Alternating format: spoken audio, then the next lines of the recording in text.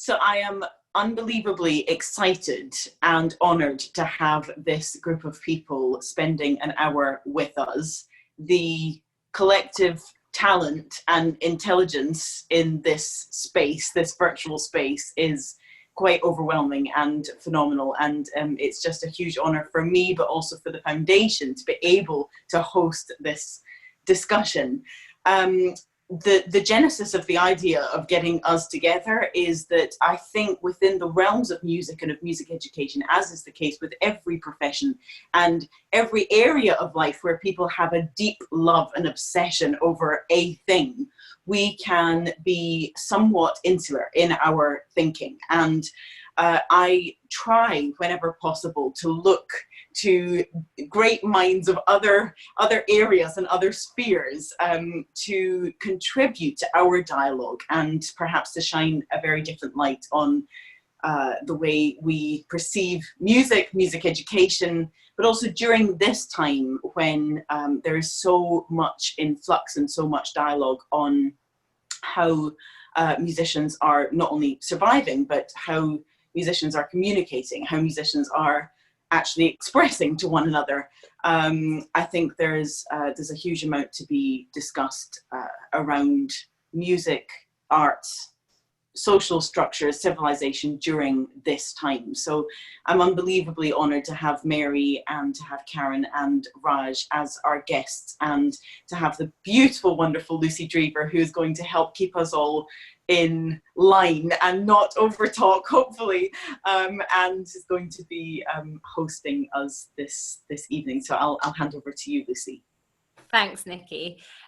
So welcome everyone, and thank you so much for your time. I'm really looking forward to the conversations that we're going to have, and from the little bits that I've already got from the conversations that you've been having either with Nikki or with myself, I'm just really excited for people to hear what we're about to talk about. So I just want to formally introduce everyone. We are so lucky to be joined by the classicist and broadcaster, Mary Beard. We're joined by the mezzo-soprano, Karen Cargill, the psychiatrist, Dr Raj Persaud, and then obviously our own wonderful Nicola Benedetti, violinist and Benedetti Foundation extraordinaire. So, Mary, I want to start by asking you a question. I have to admit, I've just been watching all of your culture lockdown series. I've just absolutely loved it. I've loved the variety of guests that you've had, but I've also loved that you've been asking big questions. And I wonder if there's any kind of common theme or recurring answers that artists and makers and directors and creative thinkers and the critics, if there's any kind of common theme that people have been giving you during your culture lockdown series. Well, thank you. And Nikki was a great guest, I have to say, on this. I think there's some common questions. I don't think there's any common answers. And if there are common answers, they'd probably be a bit kind of bland. But I think what came out for me of the series, and it's sort of what we intended, but it grew organically, is that there is a tendency, or there has been a tendency during the pandemic and during lockdown, to kind of say, oh look, doesn't art, music, culture, literature, it's very comforting, isn't it? And in part it is. You can't deny that it is. But it isn't just comforting. And if you're going to answer the question or face the future, really, when money is going to be very tight, I think that we were coming together to say, look, it's not just this is nice, it's not just this makes us feel better. This is actually essential for thinking about how we want the world to be, thinking about how we're going to make sense of the predicaments we're in, thinking about how we think back to what will eventually be history, the coronavirus. And so I think that everybody came together in thinking there was, kind of more to all this than just, the sugar on the pill. Now, they had very different answers of what that might be. And I think in some ways, it's quite a lot easier to do an answer to that if you think about literature or fiction, the written word, than music. And so I'm quite interested to hear what people in music have more to say about. But I think it's about, culture in every single form is about helping us to think harder. I absolutely love that, because I think so often people do just describe music as nice and, oh, if you're feeling sad, just listen to something. And it's like, no, but it must be so much more than that. And well, Mary, you've led me on to a question that I was going to ask towards the end. But I want to ask you, and then Karen and Raj, I might come to you, but why do we turn to music when it's a crisis? We know it's because it's more than nice. I'm so sorry to ask this so early on, but you've inspired me to ask this question. Why do we turn to music in times of crisis? Well, one of the reasons that I said yes to Nikki was to find out what your answers to that are, because I can sort of do that. I can do your 2 or 3 sentence answer to that when it's about, let's say, poetry. Let's leave fiction one side, let's go to poetry. I can sort of give you an answer about the way that poetry manages to help us use language so very differently that we can make it do different things for us, right? It's not, who define what poetry is. We really, there is no definition, but one thing we do know is it lets us kind of play and break the rules of language, and in breaking the rules of language, saying more. Now, I think if I was going to come to music, I think I would want to go, and I don't know how to formulate this, but I hope you will. I would want to say, look, actually, there's another stage then, that music is the next stage on from poetry, in terms of finding a way of saying something and thinking about ourselves that isn't bound by the normal textual rules, the linguistic rules of communication. Now, I find myself out of my depth there. I mean, I'm still just about in my depth, up to my waist, on poetry. And I think the same goes for music, but I'm not sure I can do the argument. I would love to hear what Karen has to say. Yeah. So it's been a really interesting time for me, because I normally am singing 6 hours a day, every day, have done for nearly 20 years, studying and then going into the profession. And I haven't sung properly for 9 weeks because I can't. I actually can't. There's something that's stopping me. And Lucy, maybe you want to talk about the video that you saw that we talked a little bit about, because I think that's quite important here. Yeah, so I was shamelessly and mindlessly scrolling through Twitter a couple of weeks ago.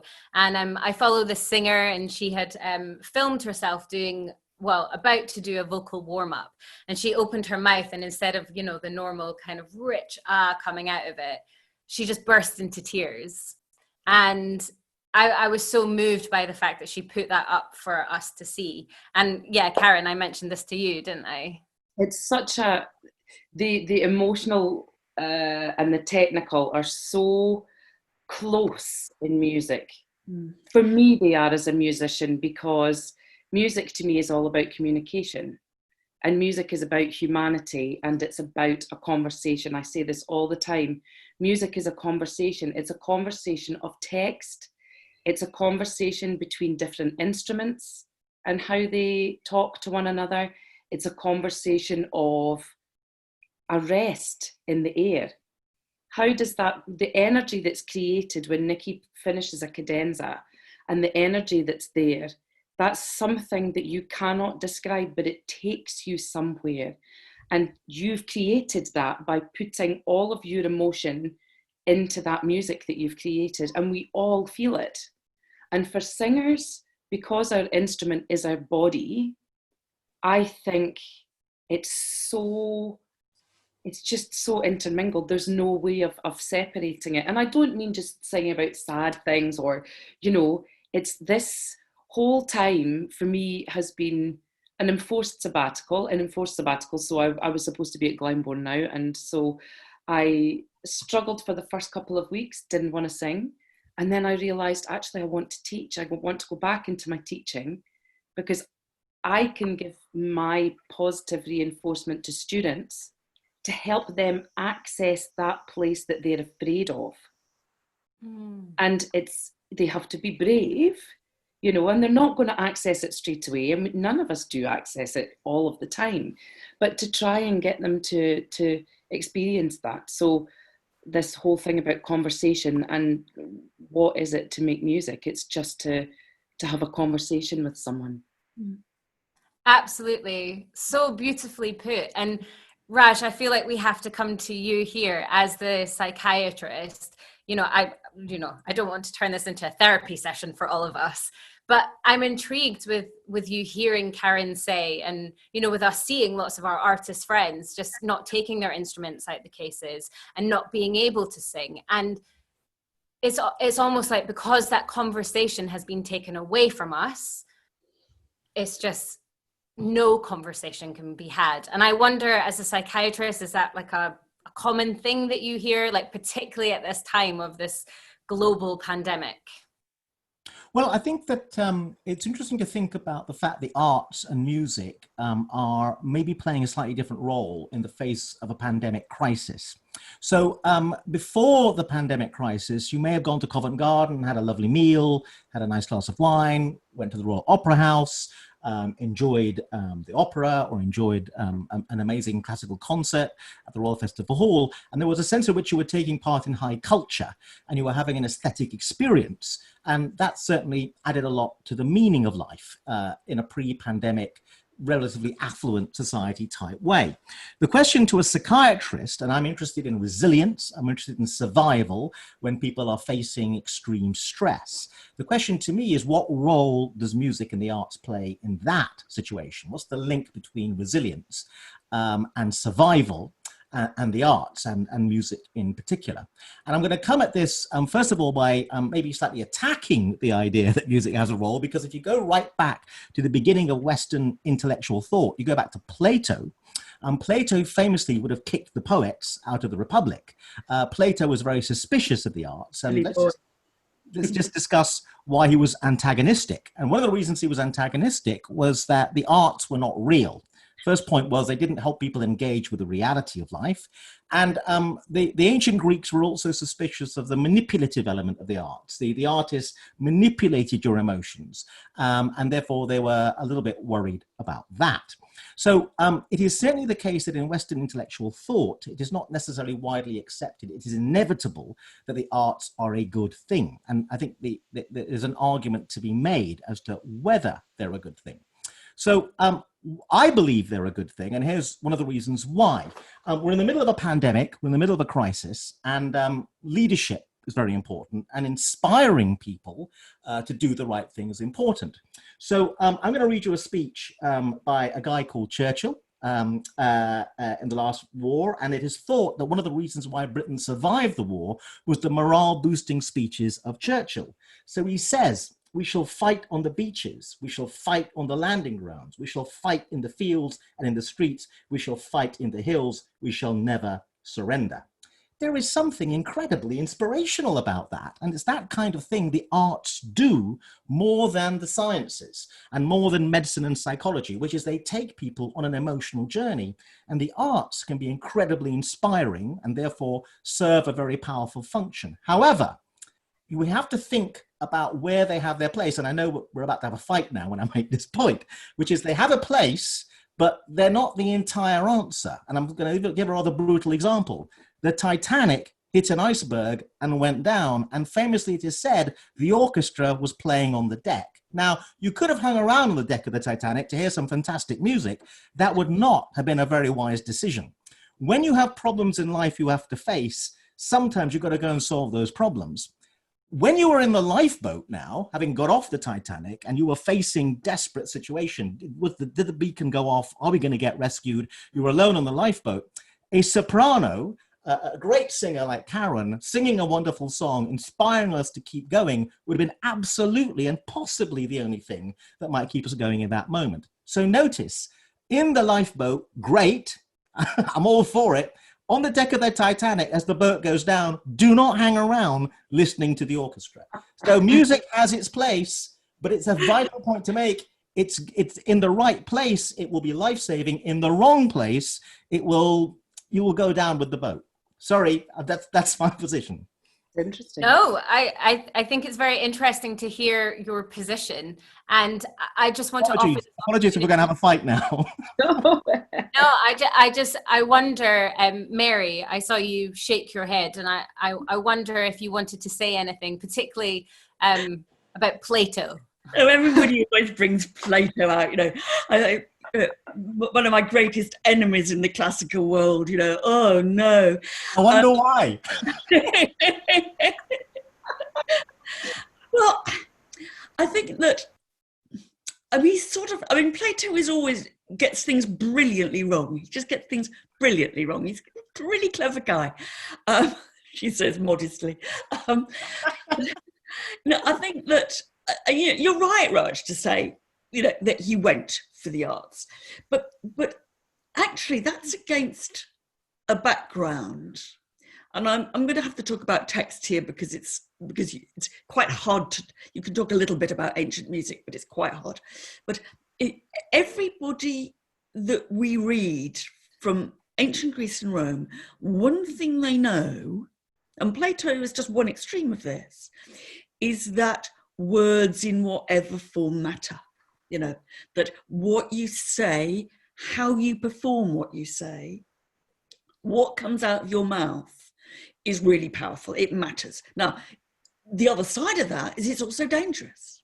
That what somebody says to persuade us, or what literature does, or in a sense, the kind of almost operatic style of Greek tragedy does, is it might mislead us. It's so powerful, it can make us do the wrong thing as well as the right thing.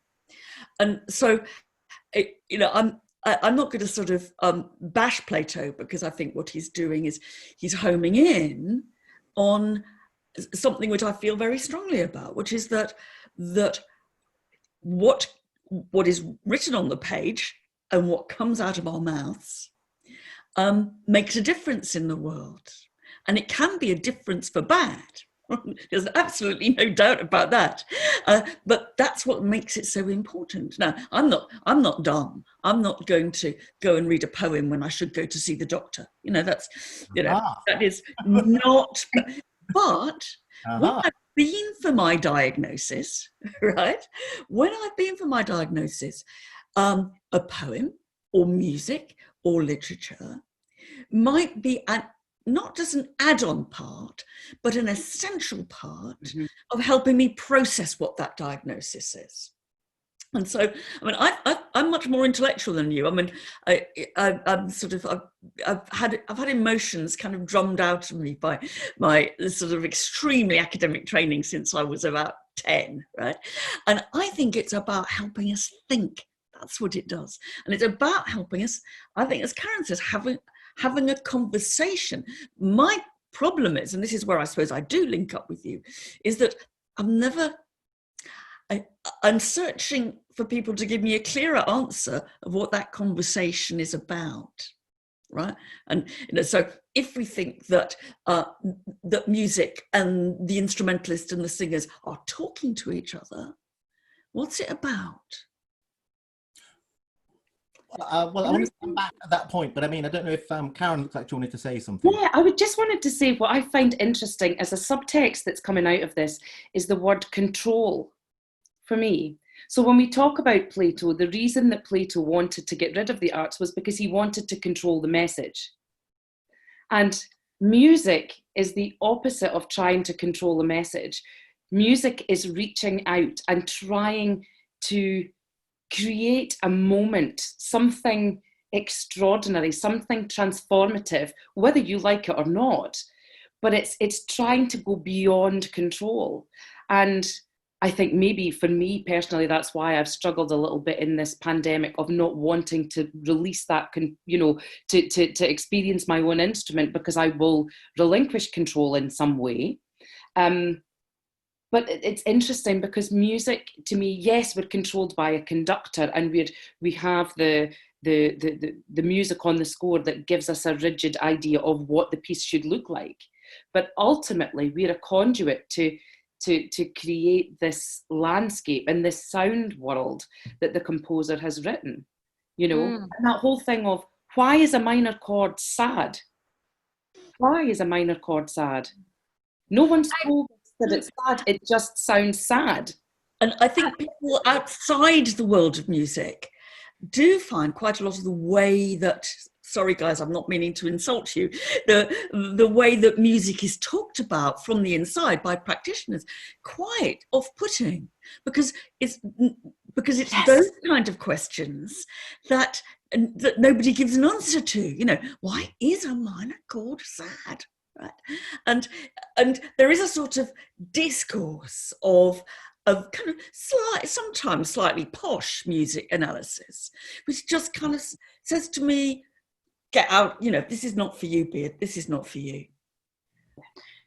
If we look at very much based on what you're both saying, Karen and Mary, like something that I think about quite a lot is this dichotomy in a musician, predominantly in the classical sector, because I can think of no other job where for up to 3 hours you could be staring at the conductor, picking up every minute movement and watching their breath and watching the way that their eyebrows move for all the clues.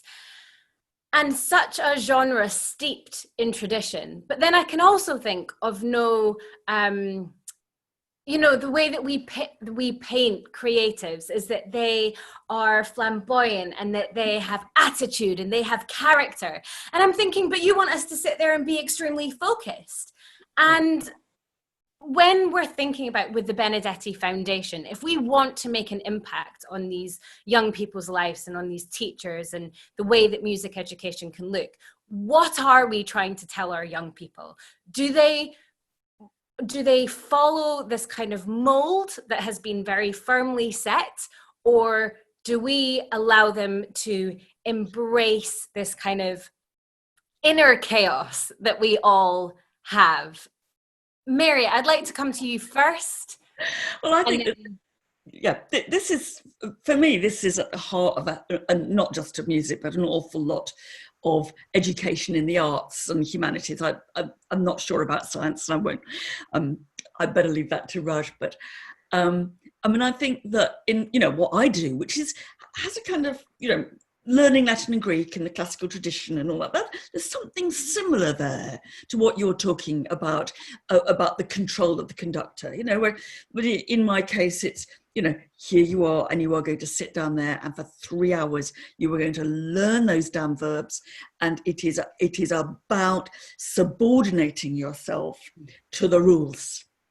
And yet at the same time, we also know that the people who make the biggest impact in helping us think about the classical world or classical literature or philosophy or whatever are the rule breakers. Right, and there's a very similar kind of ambivalence there, and I think most of arts education is really founded on that kind of standoff between two necessary sides, that you have to obey the rules and you have to break the rules, and in some ways you can only break the rules when you know what the rules are. And free play is wonderful. And toddlers do it, but in the end, free play is much more exciting and productive if it's done against a background of knowing what not free play is. And I think in music, or kind of thing I do, Latin and Greek classics, they break some people. Some people never find the fun of breaking the rules. They just think they just get overwhelmed. And that's, when people say, oh God, Latin and Greek's really boring, all that grammar, their grammar grind. That is by the people who nobody has shown or encourage them to think that rules are always provisional and they're fun to obey and break at the same time. And I think that must be what music is like, in a way. You know, you've got to do all that stuff, but actually you've got to be the maverick as well. Yeah. As well as the obedient one. You've got to be the risk taker as well as the risk averse guy. Absolutely. Nikki and Karen, I wonder how you feel about that, about, you know, because you're both such like hugely excellent performers with incredibly successful careers. And that is just it. You have to know the rules to break the rules. And part of the reason why you're both successful is because when people listen to you, they feel something, they can hear the story. And of course, you both know the rules extensively. So how does that feel as a kind of artist to hear? Karen or Nikki? Well, the one thing I say to the students all the time is, it's one thing learning to drive a car, but the only time that you know how to drive the car is when you don't have the instructor next to you. And when you've passed the test and you go out on the road as a solo driver and you're suddenly aware of the world around you and you realize, oh, this is how I drive a car. So that's the way that I teach all the time is that you then learn your own habits and the way that you turn the steering wheel, that's not the way that you're supposed to do it to pass your test. You know, so that's my quick answer. Nikki? I'm sure this is something that Karen, much like me, could speak on for hours. And I actually have a slightly negative and sometimes difficult relationship to that specific thing. And I know fully what I believe regarding creativity and freedom.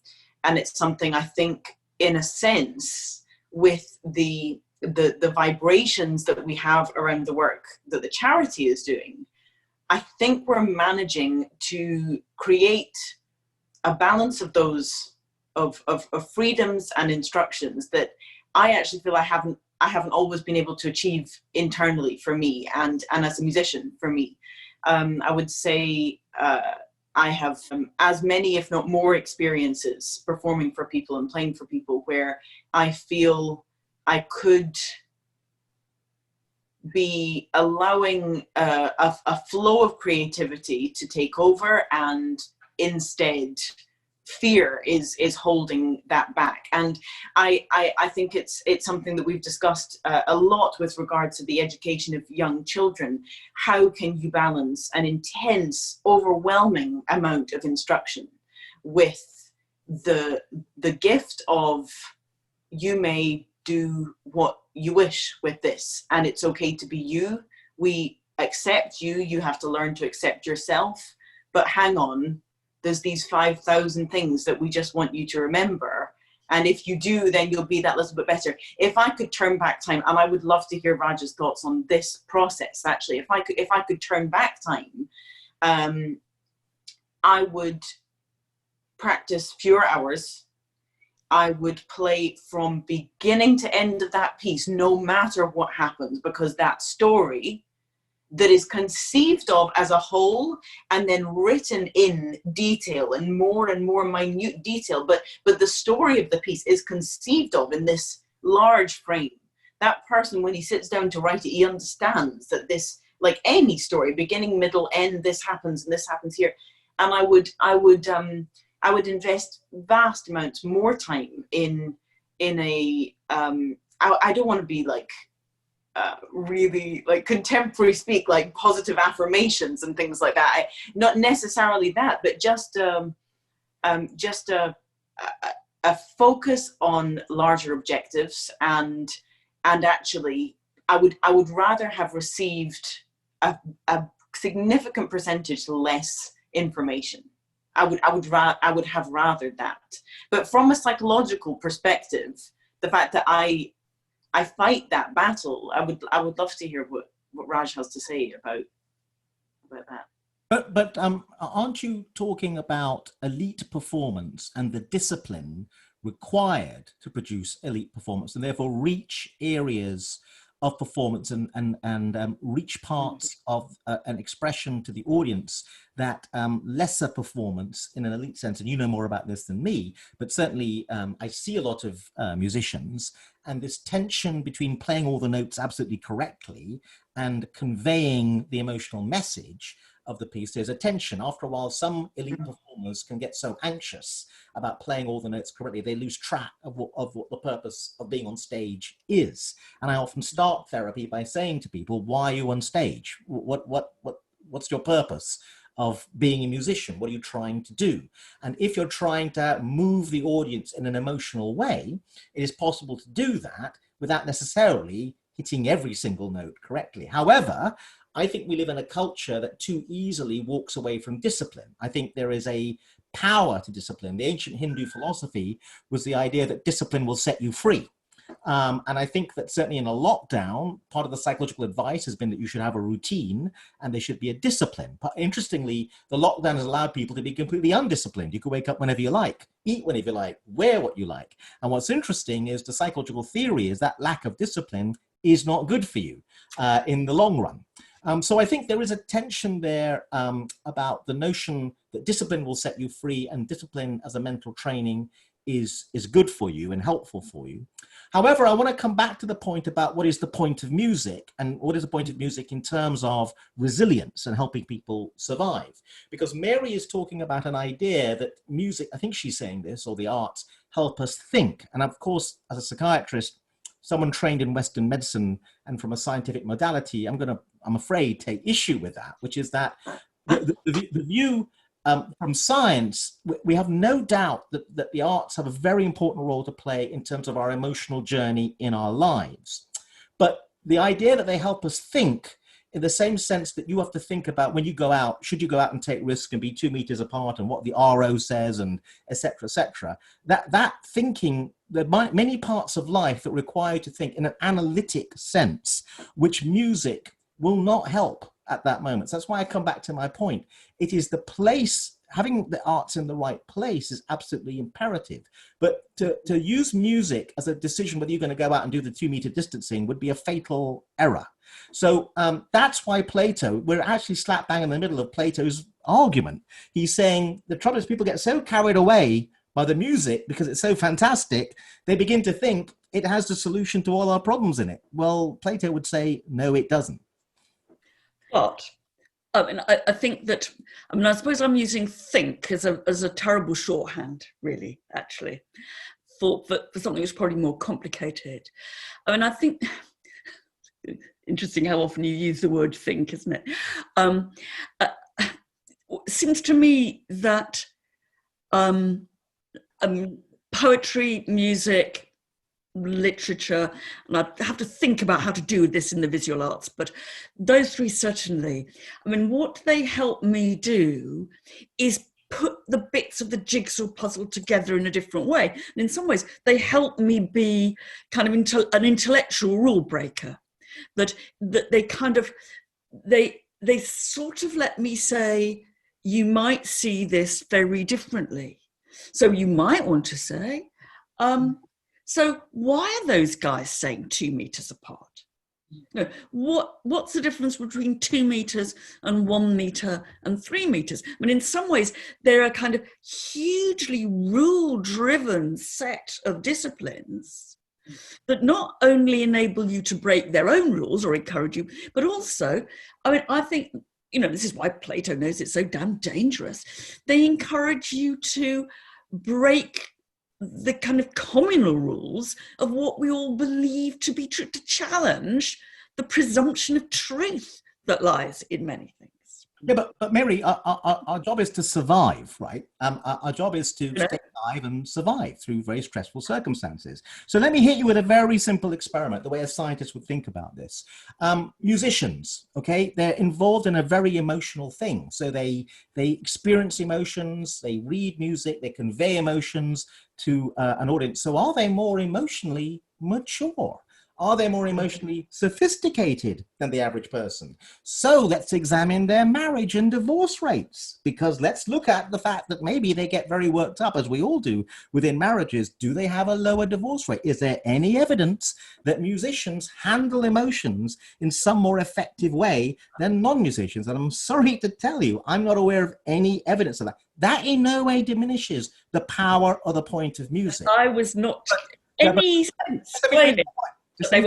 But to argue that music helps us think, because you use the word think, and analyze and understand certain things, the way the scientists would say, you have to, in response to that is, you've got to come up with some empirical evidence for that. And there was a science paper a long while ago that said people who read a lot of fiction score higher on emotional intelligence testing, for example. And that has become a little bit controversial, that finding. But it is my point is, it's very difficult to find scientific studies that find that musicians or people in the arts have some emotional advantage over the rest of the population. Now, having said that, let me explain again where music and the arts have their place in terms of this emotional journey people are on. So when psychologists do experiments, for example, and let's say they want to find out how happy people behave in certain circumstances compared to sad people, they have to produce an intervention where they make people happy temporarily in the laboratory, or they make people sad.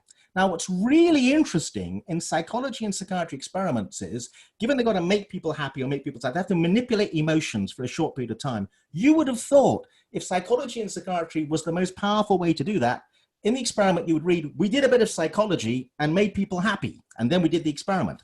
They never do that. What they do is, we played them some music, and the music cheered them up, and then we did the experiment. So even within science, there's an acknowledgement, the most powerful way to, in a very fast way or complete way or comprehensive way, adjust people's emotional state is through the arts, and in particular, interestingly, through music. The question, and Plato asks this question, beyond that, beyond the fact you're having an emotional experience, does that mean you are in some way more emotionally deep, is the deep question. And that is where you're going to run into trouble with a scientist if you're going to make that argument. But I would never make that argument. Mary, what do you want to say? I'll be very quick. I would never in a million years make that argument. And in a way, I'm trapped by some of the language you've been using about thinking. I mean, I would not imagine in a million years that musicians were, better partners than non-musicians or poets or whatever. Yeah. And I'm not that much interested in emotional happiness. I mean, I can see that, that there is a certain good in it, but I don't do the kind of work I do in order actually to make people happy or to make me happy or to improve their emotional intelligence.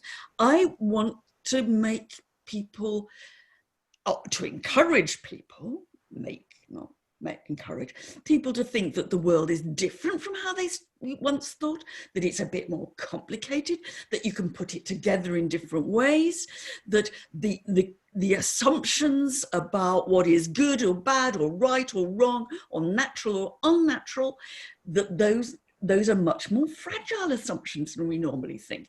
And I have no doubt that kind of intellectual fragility, which I think to be a communal good, even if painful for the individual, it is a communal good.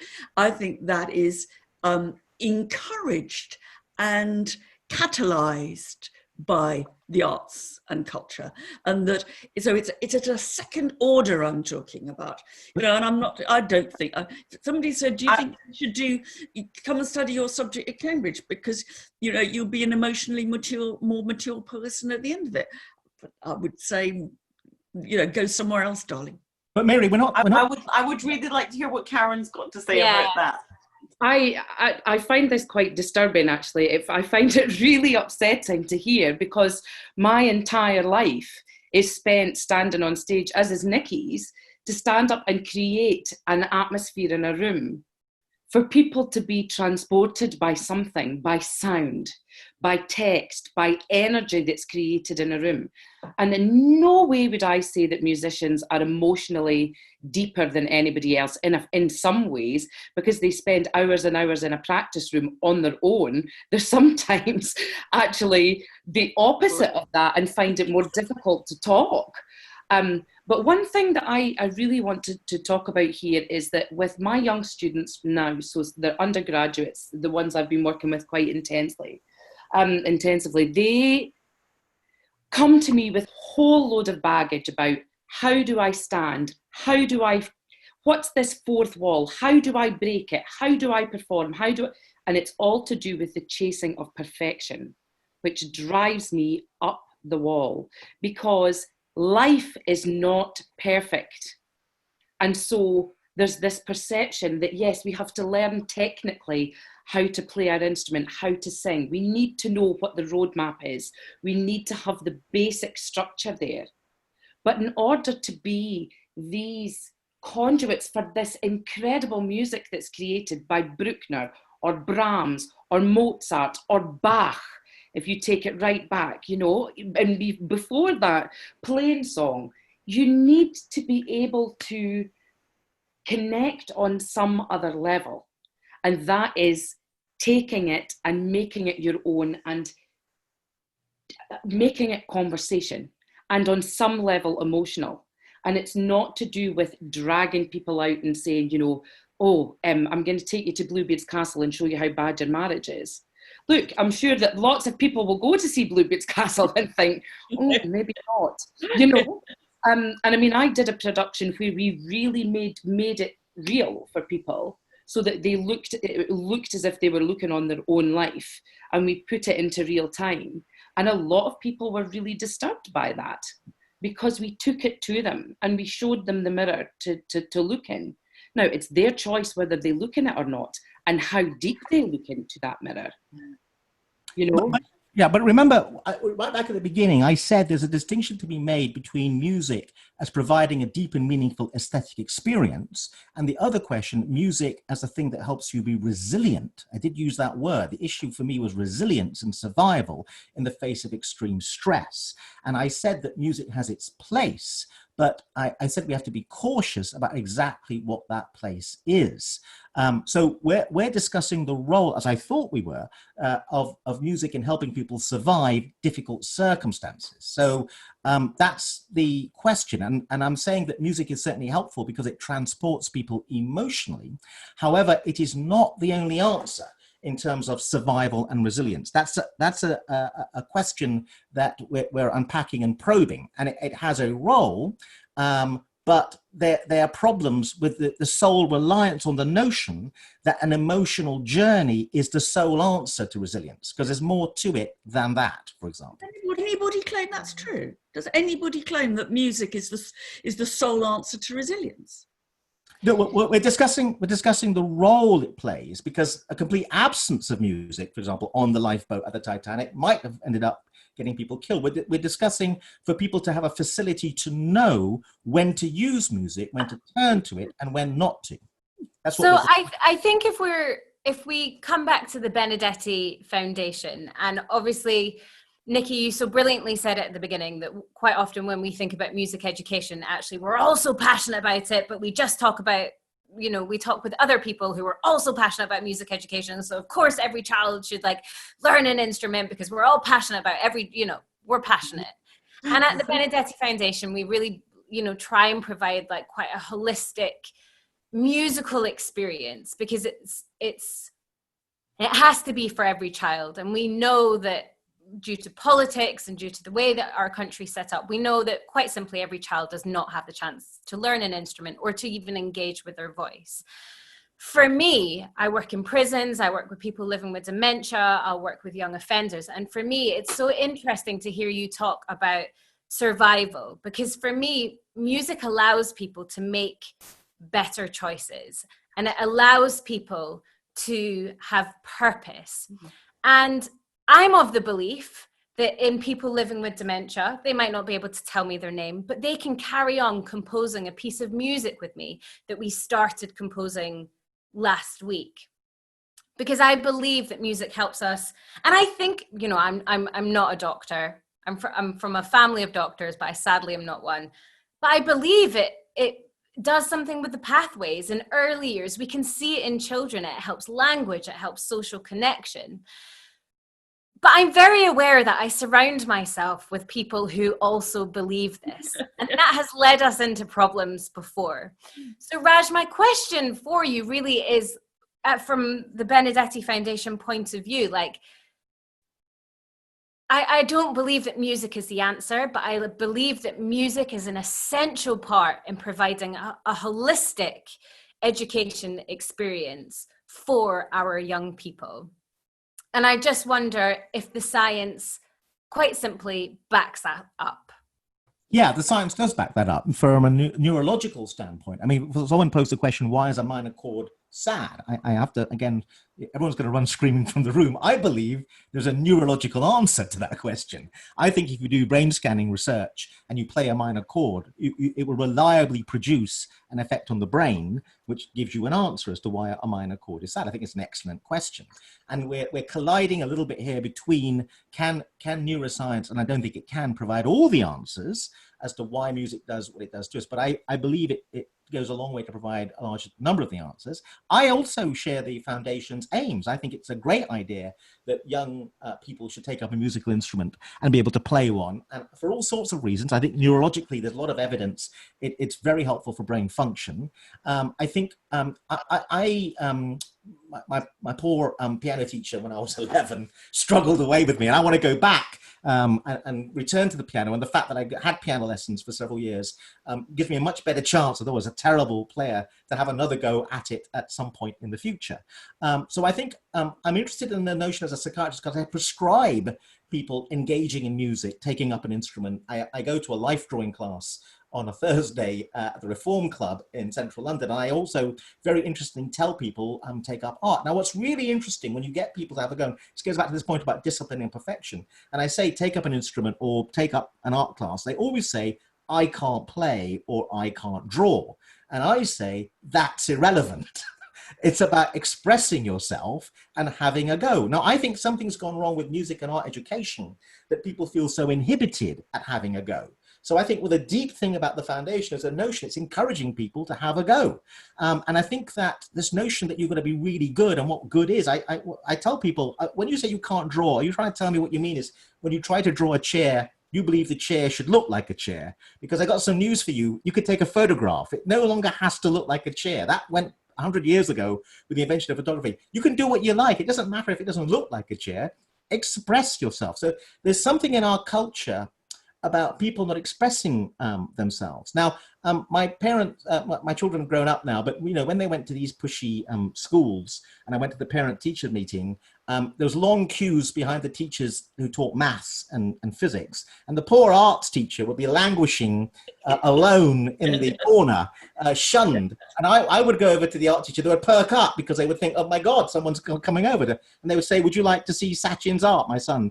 And I would say, no, I want to show you my art from when I did my drawing class, which they'd be slightly think how weird this guy is. Anyway, so my point is there's something wrong that the art teacher is left alone and everyone's queuing behind the mat. I fundamentally believe there's a fundamental mistake there. There should be a big queue by the art teacher, as big a queue as by the maths.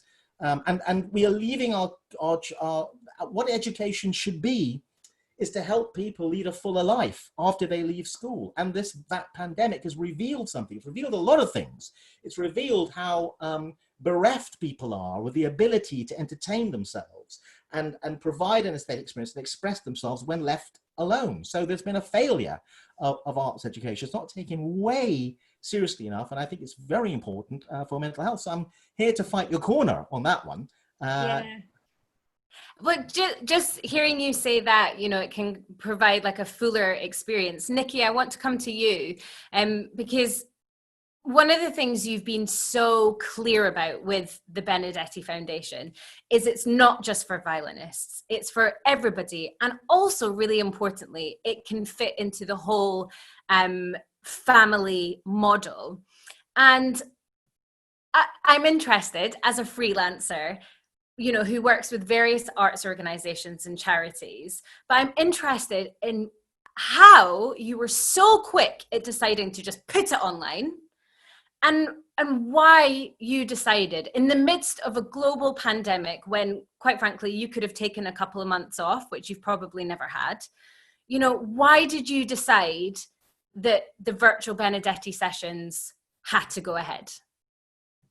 Well, I just want to say a word quickly about that notion, picking up on so many stimulating thoughts that you've all offered in this conversation, of creativity and of the thing not being just for violinists, and therefore focused, I guess, more in a direction of the disciplinary part of learning an instrument and the very taxing part of learning an instrument, but more on that creativity area, which I've been hugely inspired by the way you've described this, Mary, in terms of I talk about problem solving a lot with the young people, and I put it right by creativity. And that to look at something with a question that you may be able to solve in your way is going to be, yes, it's going to be functional. It's going to be helpful for you in your life. But also a personal journey that I've had myself, which is, you know, my dad, for example, I mean, Lucy, Karen, you've both met my dad. He's a loud, less so now because he's had a lot of health challenges in the last couple of years, but always, you know, burst into a room, loudest person there, unbelievably charismatic, would always say something to offend someone, always, I mean, and got away with it too, you know, one of those guys that was just like, and here I am, take me as I am. And as a youngster, it was very, I was self-righteous and believed that things are right and wrong. People should be this and everybody should fight for that. And all of these very just kind of idealistic views of things. And really only in the last maybe 4 or 5 years have I felt like I've tried to settle into a path of both like an opening up of a creativity, but also an acceptance of that messiness of what is out there. And I've heard Raj say before in the past about the only thing that you can decide upon for yourself is a path of continuous development in some direction, but for that not to be a closed one, actually, and for that to be a one of increased openness and acceptance of everything that stimulates you around you, every change and difference you see in a person. And for me, if I think of like a dream of what I would like our foundation to do in terms of an impact on people, it's kind of this, like this of people's minds, and a real questioning, as opposed to necessarily having learned a skill or a discipline that is terribly specific. And more specifically, Lucy, about the time of this pandemic, I mean, we had a workshop cancelled, and because the workshop was cancelled, we received a lot of letters from people to say that they were, you know, heartbroken that it was no longer going ahead. So on a practical basis, we thought, right, let's do something to provide something for those people. Little did we know it would turn into something that would provide an experience for so many thousands of people. But I will say that it has been one of the most, I have cried 1,000 times this week. And the reason is because of a combination of the things that have been discussed this hour. Part of the reason I'm crying is because I'm seeing a child having the humility to be disciplined every day for 3 weeks at something, and to do that bit of work, and to be humble enough to just, you know, even if it doesn't sound right, I'm just going to do this and I'm going to make it to that place. But equally, I'm crying because of because of the unquantifiable and the unknowable about all of the beauties and differences and just magic and the messiness of all of these different people, we're suddenly in the homes of thousands of people, watching them try to play the same piece, and no two people sound remotely similar. And it's been the most unbelievable experience and the most emotional experience. And I mean, if it didn't involve not sleeping for 3 weeks, I would do it all again next month. But Laura might never speak to me again if we do it next month. So I want to. I mean, we've been speaking for over an hour now, and I don't want to keep any of you any longer. But I do just want to thank all of you so much. I mean, we've heard opposing views, we've heard extremely passionate views, and to have that kind of dialogue that is that gives a platform for all sorts of different perspectives is something that I want to continue to have and embrace. And I just, from my perspective, I'll leave Lucy to round up, but I do just want to say an enormous thank you to the three of you for giving up that hour. I know all of you have a lot of demands on your time, so just a huge thank you from me, and I'll hand over to Lucy. I almost wish that we had a live audience to like clap along. Actually, if everyone's at home, maybe they could like clap along. I feel like you all should be taking a bow. As Nikki said, thank you so much for your time. Thank you for your honesty, for your openness, and just for your thoughts. I've got so much to think about over the next couple of months, and I really needed that. So thank you very much. And for everybody watching at home, thank you so much for joining us today. And we cannot wait for tomorrow's celebration concert. We will see you all tomorrow at 4 p.m. BST, British Summertime. Bye, everyone.